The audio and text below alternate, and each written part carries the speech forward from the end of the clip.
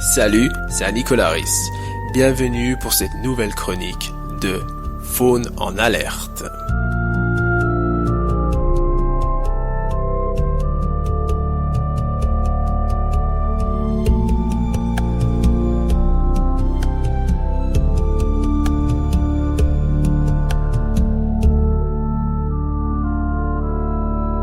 Le regard du lynx, frontière partagée. Depuis cette crête, depuis ces cimes où la neige s'attarde, et où les pins se tiennent immobiles, ici, le souffle du vent ne nous apporte pas seulement la fraîcheur. Il nous transmet les résonances d'un univers qui, chaque jour, est moins le nôtre. Un monde où l'empreinte de l'homme est devenue la seule loi géographique. C'est ici que réside le souverain discret de ces bois, le lynx. Le lynx boréal, lynx, non pas une légende, mais une réalité furtive, aux oreilles coiffées de ce pinceau de poils noirs si caractéristique qui lui donne une noblesse presque royale. Longtemps traqué, longtemps menacé d'extinction, le lynx est revenu. Mais son retour n'est pas un triomphe tranquille. C'est une reconquête silencieuse dans un royaume qui a changé de maître. Il guette la vallée. Et, dans celle-ci, que réside la grande question de notre temps. Là où autrefois s'étendait une nature sans fin, les lumières urbaines délimitent désormais nos frontières communes. Ces illuminations ne sont pas un simple éclairage, elles sont la démarcation d'un territoire qui rétrécit. Son regard, regardez-le, à la fois perçant et impassible. Il ne représente pas uniquement une posture de prédateur, un chasseur nocturne capable de se déplacer dans les neiges profondes sans laisser de traces. Il est aussi celle d'un spectateur, l'observateur d'une progression humaine inéluctable. Le lynx voit l'étalement urbain. Il voit les routes, ces veines de métal et d'asphalte qui segmentent son territoire de chasse, augmentant les risques de collision, réduisant les possibilités de connexion génétique entre les populations. Il voit le fragment de forêt où il pourrait élever ses jeunes. Cet échantillon même qui sera peut-être loti l'année prochaine. Face à cette progression, le lynx ne crie pas. Il s'adapte. C'est un maître du camouflage, un fantôme qui refuse l'affrontement direct. Son existence même est un cours de patience, une leçon de survie dans l'ombre. Mais quelle sera l'étendue de ce recul de la faune sauvage ? Jusqu'où ce silence, cette adaptation peuvent-ils aller ? Les données sont claires. Le lynx a besoin de vastes étendues, de bois profonds. Il est le marqueur de la santé de nos écosystèmes. S'il disparaît, ce n'est pas seulement un animal que nous perdons. C'est le signal que la forêt elle-même est en train de mourir. Nous avons créé cette image, une œuvre capturant le lynx dans toute sa splendeur spectrale. Mais cette image, ce n'est pas de la simple fantaisie. Elle représente un cri muet, une invitation à réfléchir à la question de la coexistence. Le lynx, le grand solitaire, est aujourd'hui un symbole de l'enjeu que nous partageons. Aujourd'hui, la question n'est plus de savoir si le lynx a le droit d'exister. Elle est de savoir si, dans ce futur que nous construisons si rapidement, nous lui laissons encore la place pour son mystère et son autonomie. C'est frontières partagées que nous traçons. L'orée de la forêt jouxtant la banlieue. Le pont de faune construit au-dessus de l'autoroute.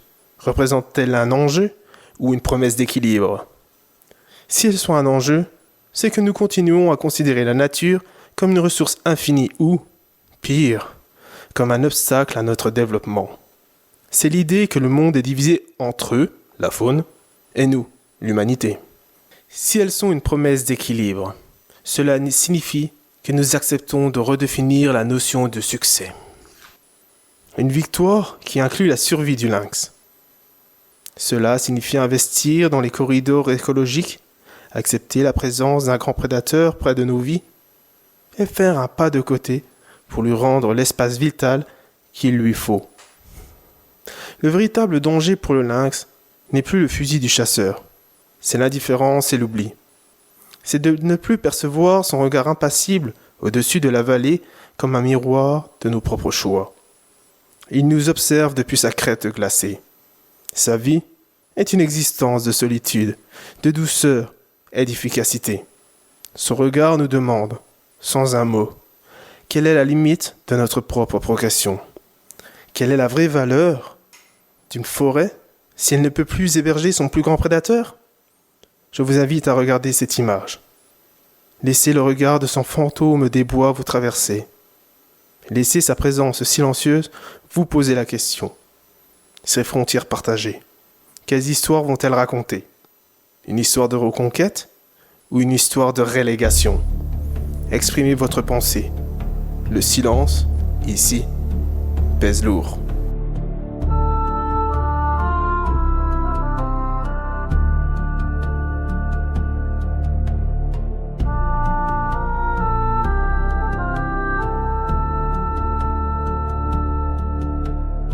J'espère que vous avez apprécié cette chronique et qu'elle vous a permis de prendre conscience de la fragilité du monde animal.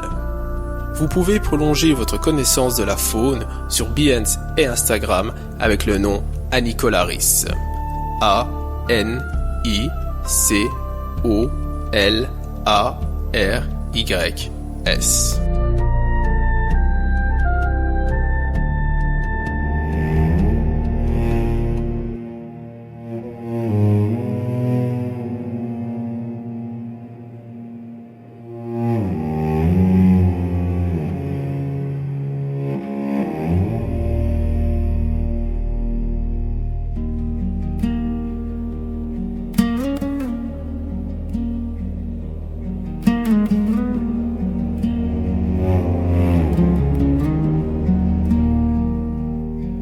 Depuis cette crête où le pain ne bouge plus, le vent m'apporte l'écho d'un monde inconnu. Je suis le lynx, le secret sous la neige. Mon règne est silencieux, mon regard est un piège. Jadis la forêt n'avait pas de limite. Aujourd'hui la nuit s'éclaire de vos mythes. Oh, la noblesse d'être un fantôme. Quand l'armistice est rompu, mon territoire est un hexagone que je perds sans même avoir combattu. Frontières partagées, promesses ou poison, la dernière question du maître de ces lieux. Je suis l'observateur du grand recul des ombres, et l'indifférence est le pire des fléaux.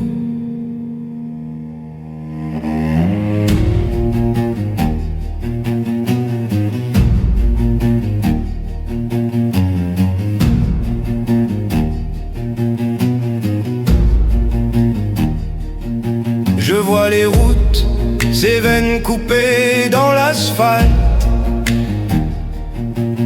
qui divisent l'amour, qui fracturent l'assaut. Mon instinct me dit, roule-toi dans l'ombre, sois patient.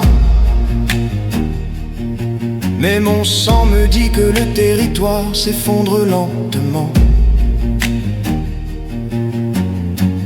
Mon armure de patience est mon seul bouclier contre l'oubli qui vient me défier. Oh, la noblesse d'être un fantôme. Quand l'armistice est rompu, mon territoire est un hexagone que je perds sans même avoir combattu. Frontières partagées, promesses ou poison, la dernière question du maître de ces lieux. Je suis l'observateur du grand recul des ombres, L'indifférence est le pire des fléaux. Le vrai danger n'est pas la griffe ou le croc, c'est de ne plus percevoir l'écho de mon sort. Le véritable courage est de continuer la veille quand la déchéance est ce qui nous réveille.